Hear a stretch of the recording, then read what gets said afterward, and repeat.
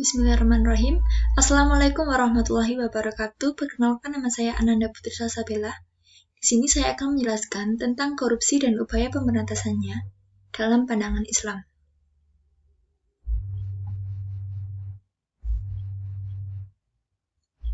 Kompetensi dasar. Yang pertama, memahami korupsi.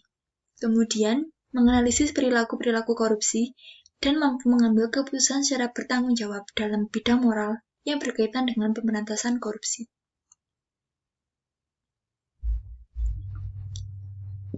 Nah, di sini kita akan membahas pengertian, ragam, dan hukum korupsi, motif-motif korupsi, bahaya korupsi, dan upaya menumbuh kembangkan budaya anti korupsi.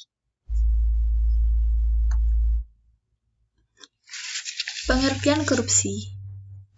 Korupsi merupakan tindakan menguntungkan diri sendiri atau orang lain, termasuk penyalahgunaan kekuasaan atau kewenangan yang dapat merugikan perekonomian negara. Kemudian bentuk-bentuk korupsi, di antaranya suap menyuap, penggelapan dalam jabatan, perampasan, perbuatan curang, dan gratifikasi. Kemudian hukum korupsi dalam pandangan Islam. Nah, Allah sendiri melarang keras kita untuk melakukan perbuatan tersebut.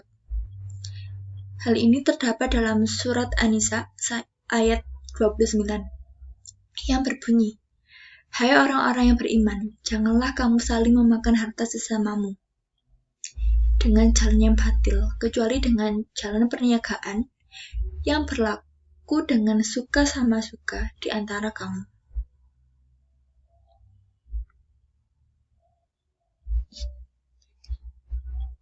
Kemudian, motif-motif korupsi dibagi menjadi dua, yakni motif internal dan motif eksternal.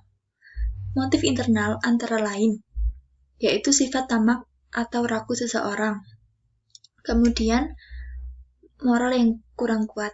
Nah, mengakibatkan kita tidak kuat iman dan melakukan perbuatan korupsi tersebut. Dan perilaku konsumtif yang suka berlebih-lebihan dalam berbelanja. Kemudian, motif eksternal diantaranya ada bidang ekonomi, yaitu kurangnya gaji karyawan. Kemudian dalam bidang politik, adanya kepentingan politik. Kemudian dalam bidang hukum, lemahnya hukum di Indonesia. Nah, lemahnya hukum di Indonesia ini menyebabkan para pelaku korupsi tidak akan jera dan akan mengulangi perbuatan tersebut kembali. Kemudian kurangnya kesadaran masyarakat akan pentingnya perilaku anti korupsi. Nah, bahaya korupsi ini dapat menyerang berbagai kalangan. Yang pertama, individu sendiri yang melakukan korupsi. Dia akan dipenjara dan dihukum, sehingga akan merugikan diri sendiri. Kemudian pada generasi muda, hal tersebut dapat dicontoh. Kemudian dalam lingkungan masyarakat, tentunya pelaku korupsi akan mendapatkan sanksi sosial, yaitu dikucilkan oleh masyarakat setempat. Kemudian dalam sistem politik juga akan merugikan sistem birokrasi, administrasi, dan sistem perekonomian. Tentunya sangat bahaya karena hal tersebut sangat menyimpang dan merugikan banyak kalangan.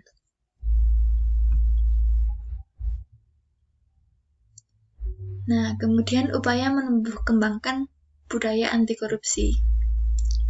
Yang pertama, memegang teguh amanah.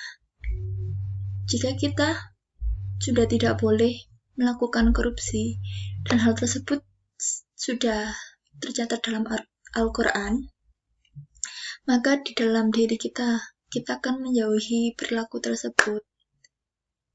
Kemudian, budaya anti pencontek, plagiasi, dan titip absen. Nah, jika kita terbiasa untuk mencontek dan melakukan hal lain yang menyimpang, maka besar kemungkinan kita akan melakukan kegiatan korupsi tersebut karena nafsu. Nah, dan jika kita melakukan budaya anti mencontek ini dan plagiasi, maupun titik absen, maka kita akan terjauhkan dari perilaku korupsi.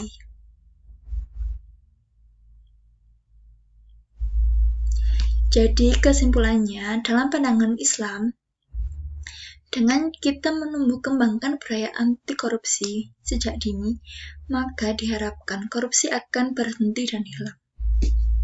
Sekian dari saya. Syukron jazilan. Mohon maaf bila ada salah kata. Wassalamualaikum warahmatullahi wabarakatuh.